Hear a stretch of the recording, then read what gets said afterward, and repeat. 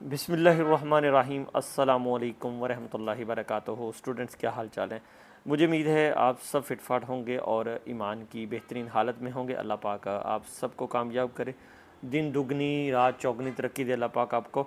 Next flight के हवाले से मेरे पास कुछ अपडेट थी और काफ़ी सारे बच्चों की ये क्यूरी थी कि सर इस फ़्लाइट में किस तरह के स्टूडेंट्स हैं, मैन्युफैक्चरिंग वाले हैं या एग्रीकल्चर वाले हैं या वेल्डिंग वाले भी हैं। तो मैंने सोचा एक छोटी सी वीडियो बना के आप लोगों के गोशगुजार कर देता हूँ।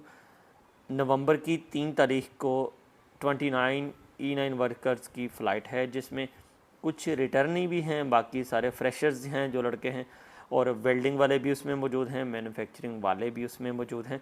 अल्हम्दुलिल्लाह से उसमें एक अदद स्टूडेंट मेरा भी है और बहुत सारे स्टूडेंट अल्हम्दुलिल्लाह मेरे से पढ़ के और हमारे चैनल से पढ़ के कोरिया में बरसरे रोज़गार हैं। और अल्हम्दुलिल्लाह लास्ट फ़्लाइट में भी स्टूडेंट गया है और इंशाल्लाह ताला अगले अजरा में भी एक स्टूडेंट का अजरा हो चुका है। अभी जो अजरा गुजरा है 1-2 दिन 3 दिन 4 दिन पहले, ठीक है।